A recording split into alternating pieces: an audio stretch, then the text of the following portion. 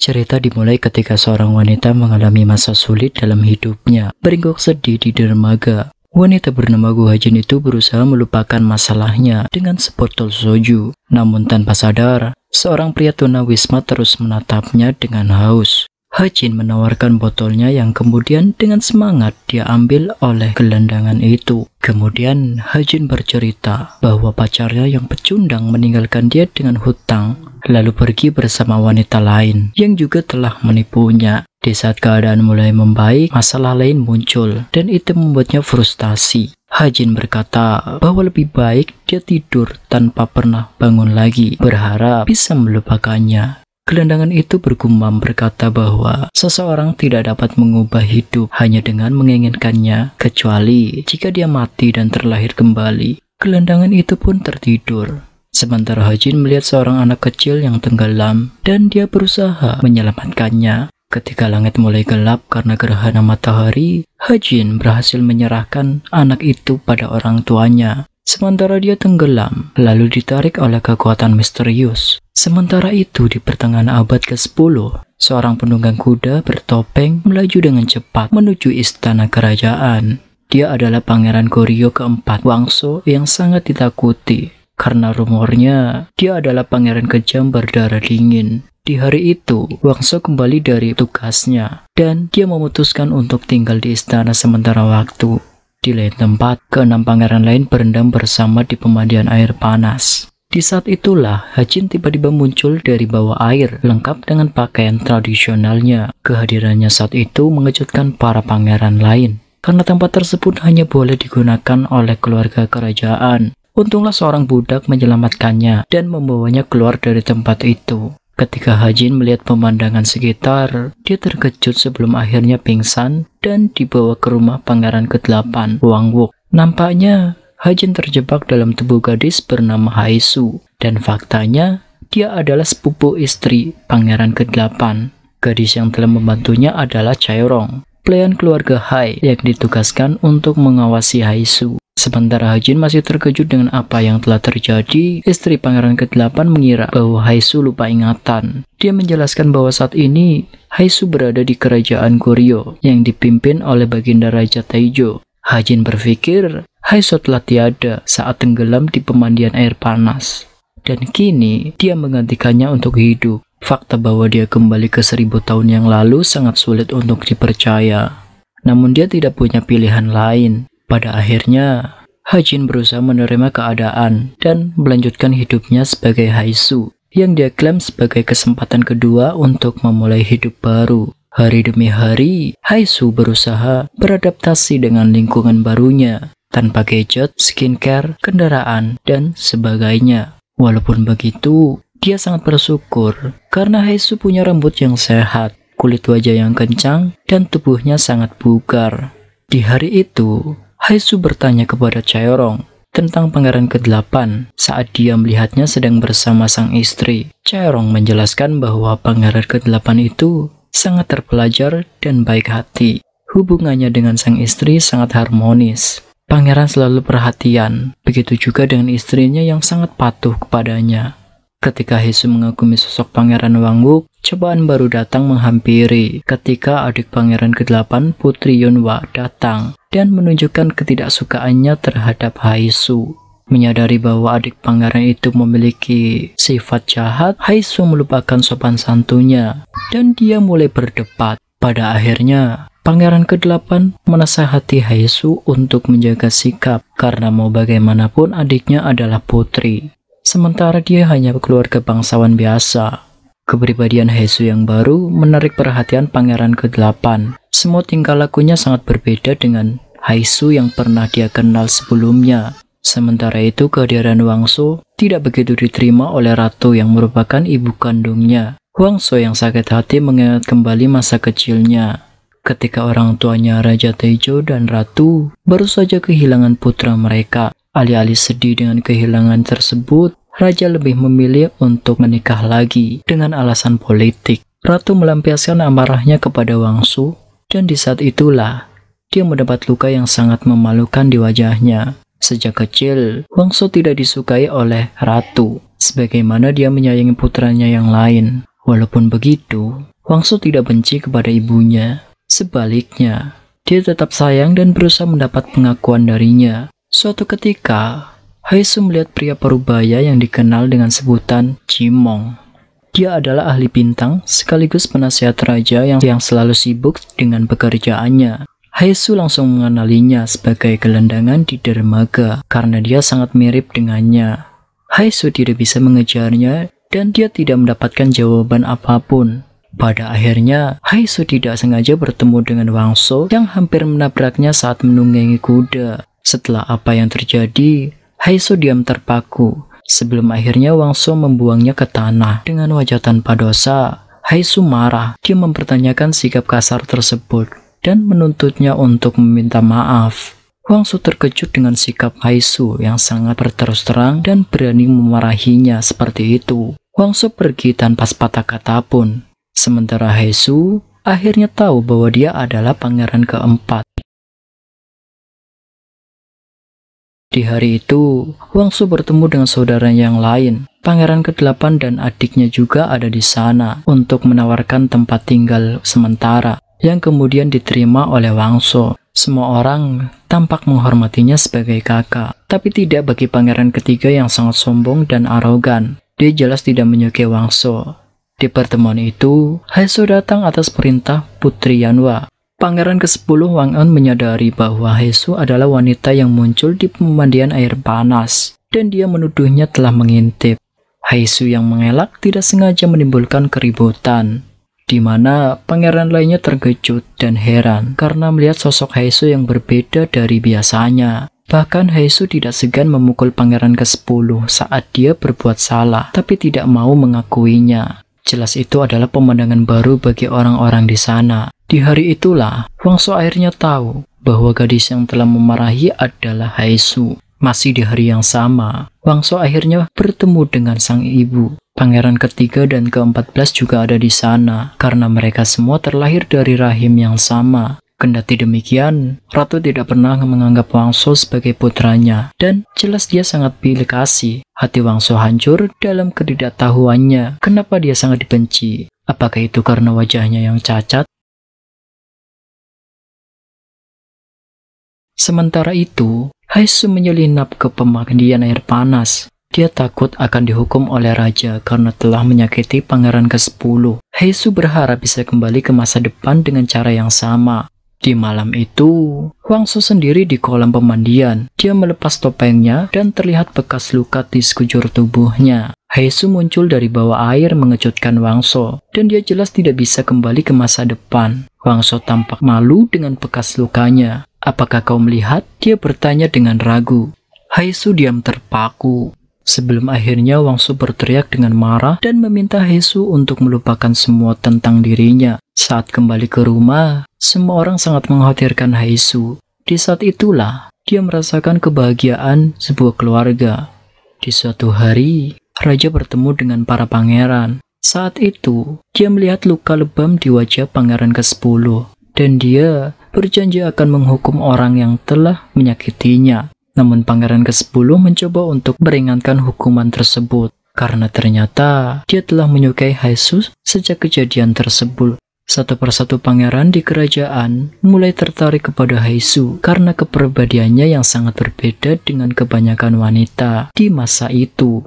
Di suatu malam, ketujuh pangeran beserta putra mahkota melakukan tarian pengusir roh jahat. Tak disangka sekelompok penyusup datang menyerang putra mahkota, namun ternyata mereka salah sasaran. Korbannya saat itu adalah Wangso yang telah menggantikan posisi putra mahkota. Desas-desus penyerangan itu sudah tercium sebelumnya, dan oleh karena itulah Wangso melakukan hal tersebut demi melindungi putra mahkota. Wangso merasa sedih. Dia tidak menyangka bahwa sang ayah lebih mementingkan keselamatan putra mahkota daripada dirinya yang terluka. Pada akhirnya, Wangso pergi dari tempat itu untuk mengejar para penyerang. Sebelumnya di saat yang sama, Haesu melihat Wangso berlari, dan dia penasaran dengan hal itu. Sementara Wangso bertarung dengan salah satu penyerang, Haesu melihat pemimpin penyerang itu menghabisi anak buahnya sendiri di tengah hutan. Haesu berusaha melaporkan itu kepada Wangso. Namun akhirnya dia ditangkap dan di sana Tiba-tiba pangeran ke-8 datang, menghabisi penyerang itu karena dia tidak mau Haesu terluka. Wangso marah karena dia gagal menginterogasinya. Pada akhirnya, Haesu menceritakan semua yang dia lihat dan berkata bahwa pemimpin pasukan itu menggunakan mantel berbulu. Satu-satunya orang yang mendekati ciri-ciri itu adalah pangeran ketiga, Wanjo. Pada akhirnya, Wangso meminta izin kepada raja untuk tinggal lebih lama di ibu kota agar dia bisa menyelidiki kasus tersebut. Ternyata, dalang dibalik penyerangan itu adalah ratu. Dia ingin anaknya Wang Yu menjadi putra mahkota dan menguasai kerajaan. Akan tetapi, Wangso mengagalkan rencana tersebut karena berkat dia, putra mahkota masih hidup. Saat menyelidiki kasus penyerangan sebelumnya, Wangso tahu bahwa itu semua adalah rencana ratu. Alih-alih menceritakan kepada raja, dia malah menghabisi para penyerang yang tersisa untuk menghilangkan bukti, menyembunyikan fakta tersebut. Hal itu semua dia lakukan demi mendapatkan pengakuan dari ibunya. Namun sebesar apapun pengorbanan yang dia lakukan, sang ibu tetap mengabaikannya. Bahkan dia menyebut putranya itu sebagai monster. Hati Wangso hancur berkeping-keping. Dia mengamuk dan menghancurkan tumpukan batu doa. Haesu yang melihatnya berusaha menghentikannya, tapi dia dihempaskan begitu saja oleh Wangso yang sudah dibutakan oleh amarah. Haesu melihat bekas darah ketika Wangso berkata bahwa dia baru saja menghabisi orang-orang. Alih-alih takut, Haesu malah mengkhawatirkan Wangso yang terluka. Haesu menyadari bahwa Wangso pasti punya alasan untuk menghabisi, karena begitulah keadaan di istana, di mana orang-orang harus menggunakan pedang untuk bertahan hidup. Entah seperti apa pandangan orang terhadap Wangso. Haesu mengerti bahwa saat ini dia sangat menderita. Terdiam dengan tenang, Wangso meredakan amarahnya, dan dia merenungkan perbuatannya. Di suatu hari, kondisi istri pangeran ke-8, Nyonya Hai, semakin memburuk.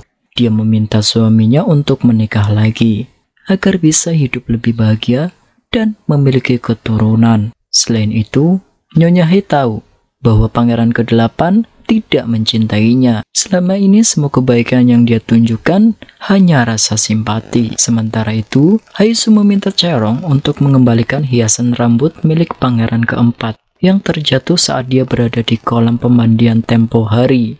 Chaerong diminta untuk meletakkannya di ruangan Wangso. Namun sayang, Putri Yunhwa salah paham dan menuduhnya sebagai pencuri. Ketika Chaerong dihukum, Haesu marah dan menghentikannya. Tapi dia tidak bisa menjelaskan apa yang sebenarnya terjadi. Saat dia menggantikan Chaerong untuk dihukum, Wangso menghentikannya dan berkata bahwa Haesu adalah miliknya. Yunhwa mendengar itu patah hati, karena selama ini dia menaruh perasaan kepada Wangso. Keesokan harinya, Haesu yang banyak pikiran tidak sengaja menabrak Wangso. Alih-alih meminta maaf, Haesu marah karena sebelumnya Wangso berkata bahwa dia adalah miliknya. Haesu tidak mau diperlakukan seperti barang ataupun binatang. Wangso menjelaskan bahwa dia hanya bermaksud untuk membantu. Sebelum akhirnya, dia menyadari bahwa Haesu melakukan itu demi dirinya. Dia sengaja mengorbankan dirinya untuk dihukum, daripada harus menjelaskan bahwa dia bertemu dengan Wangso di kolam dan melihat wajahnya. Di lain tempat, pangeran ke-14, Wang Ju, diculik oleh segerombolan orang. Mereka adalah korban ketidakadilan ratu yang ingin balas dendam. Haesu yang melihatnya berusaha membantu sebisa mungkin, sebelum akhirnya pangeran ke-8 dan ke-4 datang membantunya. Wang Ju sangat berterima kasih. Kemudian dia berjanji akan melindungi Haesu di masa yang akan datang. Bagaikan seorang kakak, Haesu memeluknya dengan bangga, sebelum akhirnya dia menyadari posisinya dan meminta maaf. Di hari itu, pangeran ke-8 sangat khawatir, namun sikap yang ditunjukkan lebih dari sekedar rasa peduli. Dia jelas mulai menyukai Haesu, tapi dia juga masih memiliki seorang istri yang harus dijaga perasaannya. Begitu juga dengan Haesu. Walaupun dia merasa nyaman berada di sisi Wang Wook, karena kebaikannya, dia harus menyadari posisinya dan menjaga jarak. Kedekatan Wang Wook dan Haesu tidak bisa dihindarkan, karena mau bagaimanapun, Mereka tinggal di satu lingkungan yang sama. Menyadari hal itu, Pangeran ke-13, Baika, memperingatkan Haesu dengan keras bahwa dia harus menjaga perasaan sepupunya. Baika sudah lama mengenal istri Pangeran ke-8 karena dia adalah cinta pertamanya. Baika tidak mau kebahagiaan perempuan yang dia sayang direbut begitu saja. Namun satu hal yang membuatnya marah adalah istri Pangeran ke-8 hanya diam meski sudah mengetahui semuanya. Setelah lama mencari, Haesu akhirnya bertemu dengan Jimong yang nampaknya tidak tahu apa-apa. Jimong memperingati Haesu untuk menjaga sikap dan tidak asal bicara di istana, karena itu akan membahayakan hidupnya. Bagaimanapun istana adalah tempat yang sangat mengerikan, tempat di mana nyawa bisa mudah melayang. Sementara itu, dengan kondisi yang terus memburuk, Nyonya Hai meminta kepada Ratu Wangbu, ibu Pangeran ke-8, untuk menerima Haesu sebagai istri baru putranya. Dia tahu bahwa Haesu dapat memberikan kebahagiaan yang selama ini tidak bisa dia berikan kepada suaminya. Hingga pada suatu hari, Nyonya Hai meminta Haesu untuk meriasnya secantik mungkin sebelum dia pergi bersama suaminya. Di saat itulah, Nyonya Hai menghembuskan nafas terakhirnya. Kepergian itu membuat Wok sedih sekaligus menyesal karena dia baru menerima cinta istrinya di saat terakhir. Begitu juga dengan Haesu yang sudah menganggapnya sebagai kakaknya sendiri. Masalah terus menghantui Haesu. Kali ini dia terpaksa harus dinikahkan demi kepentingan politik keluarganya. Para pangeran tidak setuju karena kabarnya Haesu akan dinikahkan dengan pria tua yang kabarnya sudah memiliki banyak istri.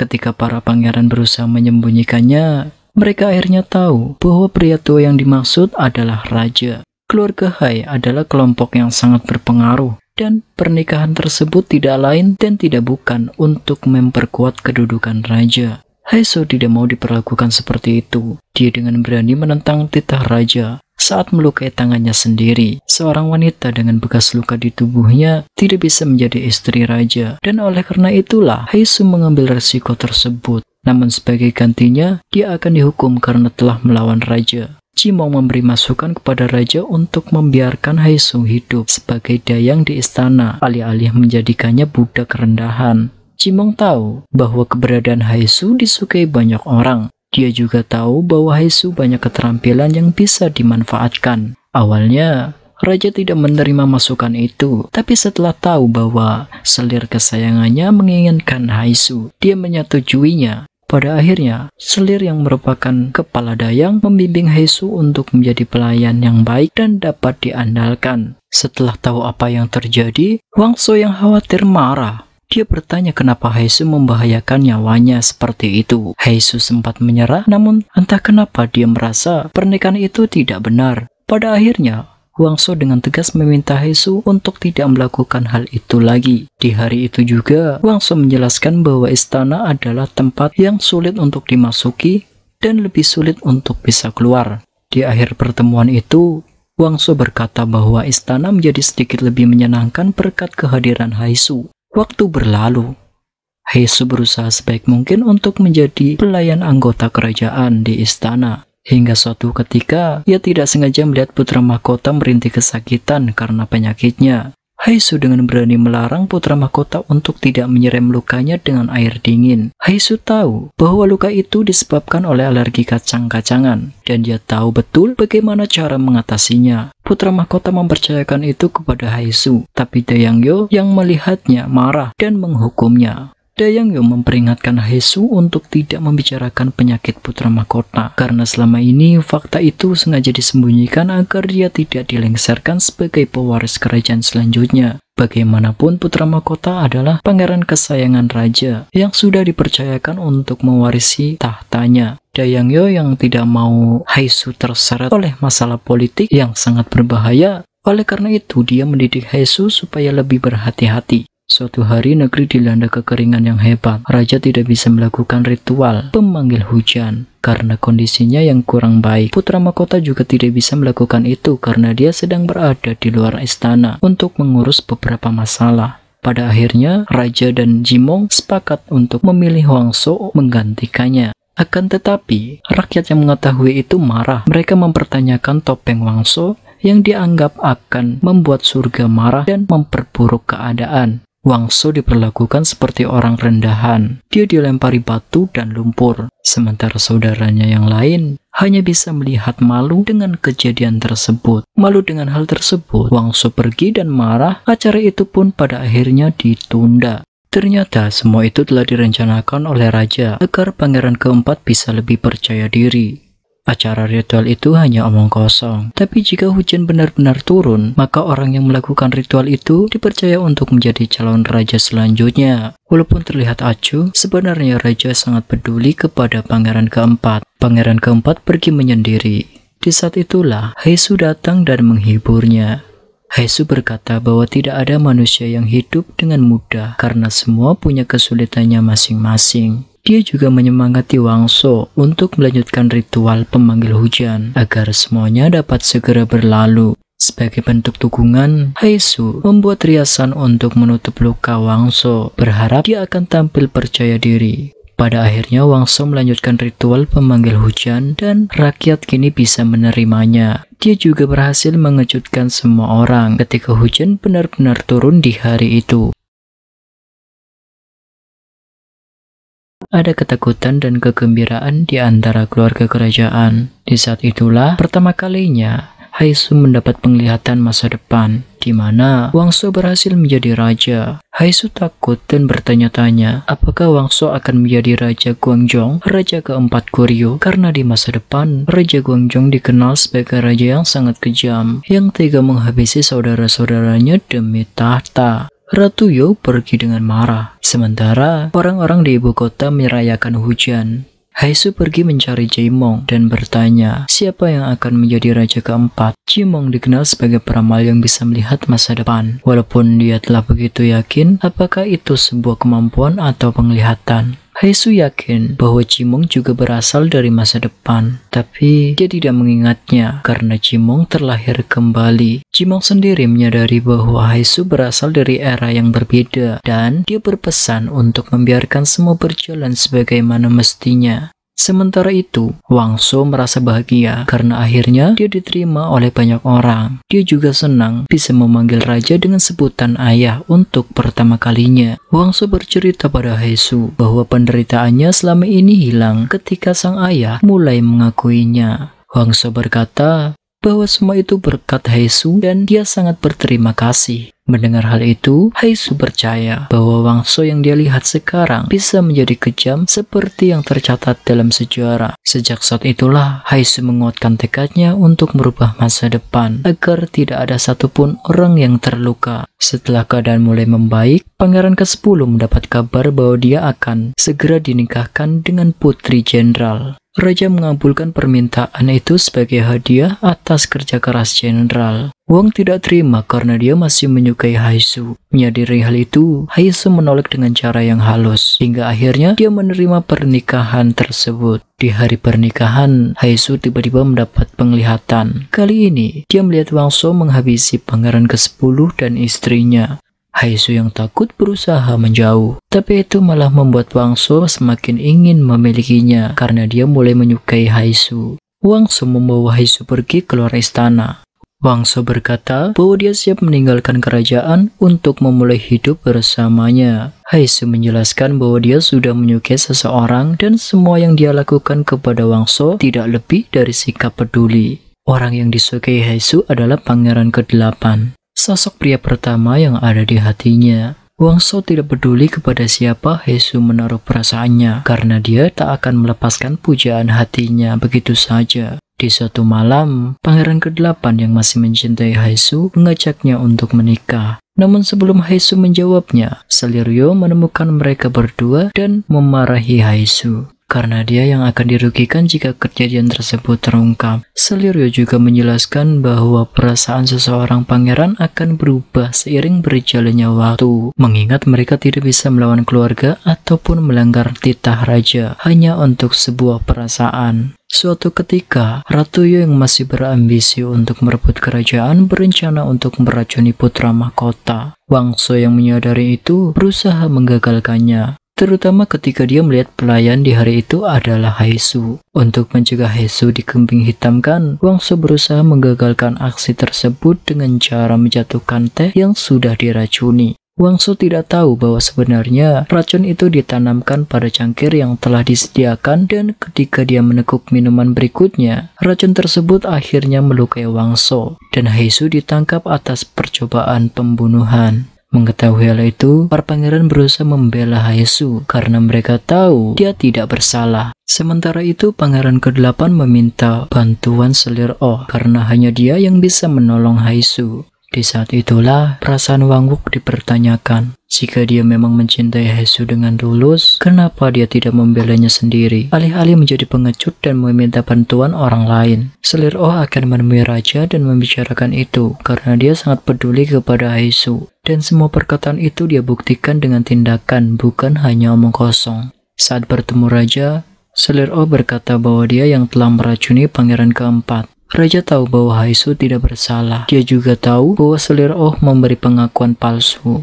Namun dia juga tidak bisa mengungkap kasus tersebut. Selir Oh terus memohon berkata bahwa Haesu sudah seperti putrinya sendiri. Dia juga menjelaskan bahwa umurnya tidak akan lama lagi karena penyakit yang dia derita. Pada akhirnya, dengan berat hati, Raja terpaksa mengabulkan permintaan tersebut dan memberikan hukuman mati kepada Selir yang sangat dia sayangi. Bagaimanapun, seorang raja tidak bisa mengabaikan peraturan dan perintahnya adalah mutlak. Setelah apa yang terjadi, Haesu berusaha memohon kepada raja untuk mengampuni Selir Oh yang tidak bersalah.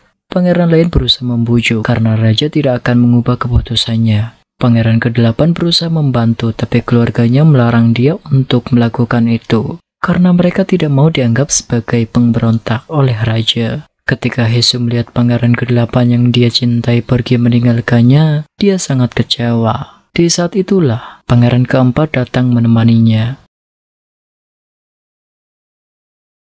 Ketika Selir Oh dieksekusi, Haesu menangis. Sementara raja hampir terjatuh, terkejut dengan fakta yang sangat menyakitkan. Pada akhirnya raja menjadikan Haesu sebagai dayang paling rendah dan mengirimnya ke tempat yang sangat jauh, agar dia tidak berhubungan lagi dengan pangeran. Setelah akhirnya Haesu menyukai Wangso, dia terpaksa harus menjauh untuk melindunginya dari masalah. Waktu berlalu. Kesehatan raja mulai memburuk dan posisi putra mahkota semakin terancam.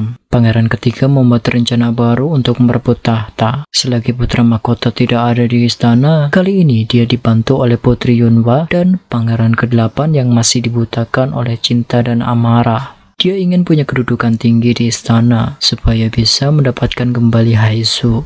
Di suatu hari, Haesu dipanggil ke istana untuk menghadap raja yang kondisinya semakin parah, menatapnya dengan tajam. Raja bertanya kepada Haesu, dari mana dia berasal? Setelah apa yang terjadi pada Selir Oh, raja berusaha mencari tahu latar belakang Haesu, tapi dia tidak menemukan petunjuk apapun. Naluri raja berkata bahwa dia sama seperti Jimong yang bisa melihat masa depan. Raja percaya kepadanya sebagaimana Selir Oh menganggapnya putrinya sendiri. Ketika kondisi raja semakin memburuk, kediamannya dijaga ketat. Para ratu dan pangeran tidak diizinkan untuk masuk. Raja tidak mau dia ditemukan mati sebelum putra mahkota kembali. Pada akhirnya, Haesu mendapat titah langsung dari raja untuk memanggil putra mahkota secara diam-diam. Raja mengingatkan jika ada orang yang bertanya apakah raja meninggal, dia harus berhati-hati karena orang itu mengincar tahta dan Haesu tidak boleh percaya kepada siapapun. Nasib kerajaan Goryeo ada di pundaknya dan mungkin itulah sebabnya dia ada di sana. Haesu bertemu pangeran ke-8 yang bertanya kepadanya apakah raja sudah tiada. Haesu tidak memberitahunya dan dia segera pergi untuk memanggil putra mahkota. Wangso yang mengetahui itu membantu Haesu dan akhirnya bertemu PK yang kemudian menggantikan mereka untuk mencari putra mahkota. Sementara itu,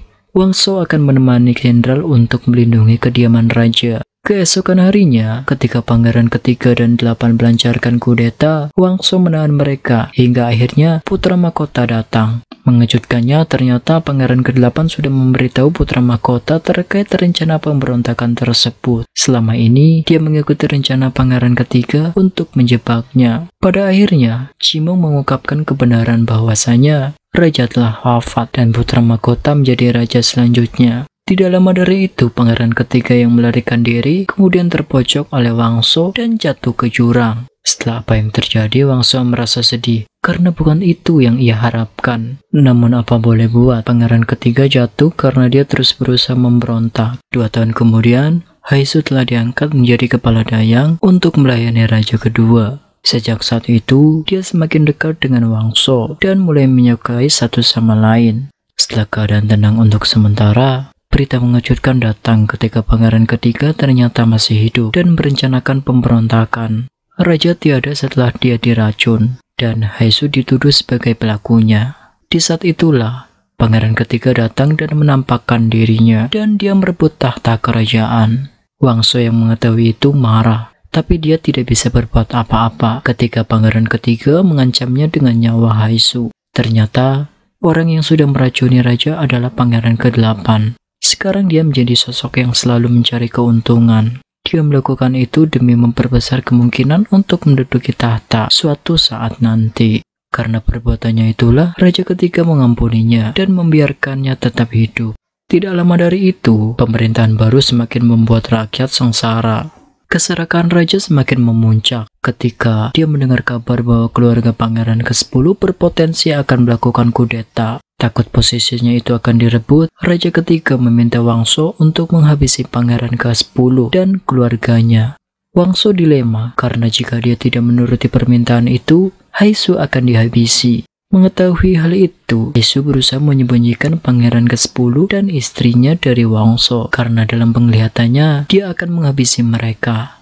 Saat bersembunyi, pangeran ke-10 akhirnya menerima cinta istrinya dan dia tidak lagi bersikap dingin. Akan tetapi, kebahagiaan itu tidak lama, karena akhirnya mereka tertangkap dan istri pangeran ke-10 tiada. Wangso tidak tahu itu akan terjadi, karena selama ini dia berusaha mencari jalan lain untuk menyelamatkan mereka. Karena sudah terluka parah, pangeran ke-10 meminta Wangso untuk menghabisinya, agar dia bisa menemani istrinya pergi. Apa yang dilihat Haisu memang menjadi kenyataan, tapi dia tidak tahu fakta yang sebenarnya. Haisu yang melihat kejadian itu menjelaskan bahwa dia hanya berusaha menghindari hal yang akan terjadi. Wangso marah ketika dia tidak mempercayainya. Setelah apa yang terjadi, Wangso berniat untuk merebut tahta untuk mengakhiri pemerintahan yang sangat kejam. Dia juga terpaksa menjauhi Haisu agar raja tidak memanfaatkannya lagi untuk mengendalikannya. Haisu menyesal, dan dia sangat sedih ketika Wangso akhirnya ditugaskan untuk pergi mengurus salah satu daerah untuk waktu yang cukup lama. Ketika musim saling berganti, Haisu terus menunggu kedatangan Wangso. Akan tetapi, saat mereka bertemu kembali, Wangso masih berusaha menjauhinya. Suatu ketika, raja mencoba melukai Haisu untuk mengetahui apakah dia masih berguna untuknya atau tidak. Wangso yang melihat itu melindungi Haisu dari tembakan panah dan tangannya terluka. Haisu menemui Wangso di luar istana untuk merawat lukanya. Dan akhirnya, mereka kembali bersama. Keadaan di istana kembali kacau. Ketika raja mulai dihantui rasa takut sama seperti raja sebelumnya. Dia sering berhalusinasi dan mengkhawatirkan kedudukannya. Keadaan itu dimanfaatkan Wangso untuk mengambil alih kerajaan dan dia berhasil melakukan kudeta ketika raja ditemukan tewas karena penyakitnya sendiri. Pada akhirnya, Wangso menjadi Raja Guangzhou, raja keempat Goryeo, seperti yang tercatat dalam sejarah. Akan tetapi, keadaan itu tidak membuat hubungan Haisu dengan Wangso berjalan dengan baik. Haisu tidak bisa menjadi istri raja karena bekas luka di kejadian sebelumnya. Namun satu hal yang membuatnya sedih adalah selama ini dia mengidap penyakit jantung dan tabib kerajaan berkata bahwa umurnya tidak akan panjang. Haisu merahasiakan fakta itu dari Wangso agar dia tidak mengkhawatirkannya. Sementara itu Wangso membutuhkan dukungan politik jika ingin mempertahankan kedudukannya sebagai raja. Pada akhirnya, dia terpaksa menikahi putri Yunhwa. Jimong menasihati Haisu untuk melupakan harapannya menikah dengan Wangso karena secara tidak langsung Haisu menjadi salah satu penyebab kenapa para pangeran berselisih. Jimong tidak ingin ada lagi pertumpahan darah. Selain itu, dia sangat yakin bahwa kerajaan akan lebih baik berada di bawah kepemimpinan Wangso. Oleh karena itulah, Jimong berharap Haisu bisa memahaminya. Di balik senyum manisnya itu, Haisu memendam semua kesedihannya untuk merelakan orang yang dicintai. Pada akhirnya, Haisu memilih untuk pergi meninggalkan istana demi kebaikan bersama. Wangso marah dan dia tidak mengizinkan Haisu untuk pergi. Di saat itulah pangeran ke-13 Jung datang membantu Haisu yang sudah dianggap seperti kakak sendiri. Sebelumnya, ketika pangeran ketiga masih menjadi raja, Jung pernah ditawari untuk memilih hadiah yang dia inginkan atas kerja kerasnya, dan dia meminta untuk dinikahkan dengan Haisu. Jung melakukan itu bukan karena dia ingin memiliki Haisu, tapi karena dia ingin mengeluarkannya dari istana dan memberikan kebebasan kepadanya, terutama setelah dia melihat kekacauan yang terjadi di antara saudara-saudaranya. Raja mengabulkan itu dan memberikan surat wasiat kepadanya. Setelah itu, Jung berkata kepada Haisu, jika dia ingin keluar dari istana yang sangat mengerikan ini, ia bisa membantunya. Kini setelah Haisu keluar dari istana, Jung memberikan surat wasiat yang dia miliki kepada Wangso, dan dia tidak bisa menolak wasiat tersebut, karena itu adalah perintah raja sebelumnya. Haisu tahu bahwa keputusan itu akan membuat Wangso kecewa, tapi dia tidak punya pilihan lain. Sebagai bentuk formalitas, Haisu menikah dengan Jung dan pergi dari istana untuk melanjutkan sisa hidupnya. Butuh pengorbanan besar bagi Haisu untuk melakukan itu, karena mau bagaimanapun, dia tidak bisa bersikap egois, hanya untuk mementingkan perasaannya dan mengabaikan keselamatan orang, terutama rakyat kerajaan. Saat tinggal bersama, Jung selalu merawat Haisu dengan baik, hingga akhirnya dia tahu bahwa Haisu sedang mengandung anak Wangso. Dengan kondisinya itu, tapi berkata bahwa Haisu tidak boleh mempertahankan bayinya, tapi dia bersikeras. Sementara itu, Wangso mengirimkan mata-mata kepada mereka. Mendengar kabar bahwa pernikahan itu bukan hanya formalitas, dia marah dan memeriksanya sendiri. Karena kondisi Haisu yang semakin parah, Jung berusaha merawatnya dan Wangso salah paham. Wangso patah hati dan dia memutuskan untuk tidak menerima surat dari mereka dan berhenti mengirim mata-mata. Hingga suatu ketika, Haisu melahirkan putri kecilnya dengan selamat. Haisu terus mengirimkan surat untuk Wangso karena dia ingin bertemu dengannya. Pangeran Jung membantunya menuliskan nama di surat itu, agar orang lain tidak curiga dan memastikan surat itu diterima raja. Akan tetapi, raja tidak pernah mau membaca surat itu. Pada akhirnya, Haisu meninggal dalam penantiannya menunggu Wangso yang tak kunjung datang. Wangso yang mengetahui itu menangis tidak percaya dengan apa yang telah terjadi. Dia datang ke rumah Haisu dan saling menyalahkan karena kesalahpahaman sebelumnya. Beberapa tahun kemudian, ketika raja memperingati hari kematian Haisu, dia bertemu dengan anak kecil yang nampak tidak asing baginya. Ketika Wang Jung datang menjemput anak itu, Wangso menyadari bahwa dia adalah putrinya. Wang Jung memohon kepada raja untuk tidak mengambil anak tersebut, karena itu adalah permintaan terakhir Haisu untuk tidak menempatkannya di istana. Pada akhirnya, raja membebaskan Wang Jung dari tempat pengasingannya dan memintanya untuk sering datang ke istana.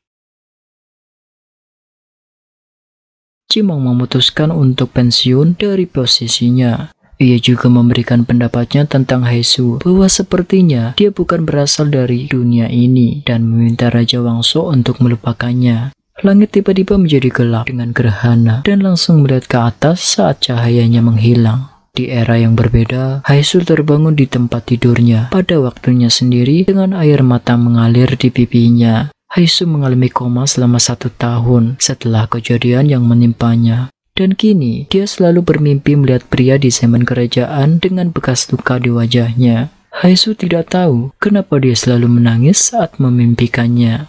Saat bekerja, Haisu bertemu dengan seseorang yang sangat mirip dengan Jimong yang memberikan senyum penuh teka-teki. Ketika Haisu terus mendapat potongan ingatan di masa lalu, dia pulang kerja lebih awal, tetapi mendapati dirinya tertarik pada pameran lukisan Goryeo. Pada akhirnya, Haisu mengingat semuanya dan menyadari bahwa itu bukan mimpi. Sejarah mengatakan bahwa Guangzhou adalah raja baik yang berhasil menghapus perbudakan dan mensejahterakan rakyatnya. Upaya Haisu mengubah Wangso menjadi sosok yang baik tidak sia-sia, dan kini dia tercatat dalam sejarah sebagai raja yang bijaksana. Cerita ini berakhir ketika Haisu menangis dan meminta maaf kepada Wangso karena telah meninggalkannya seorang diri.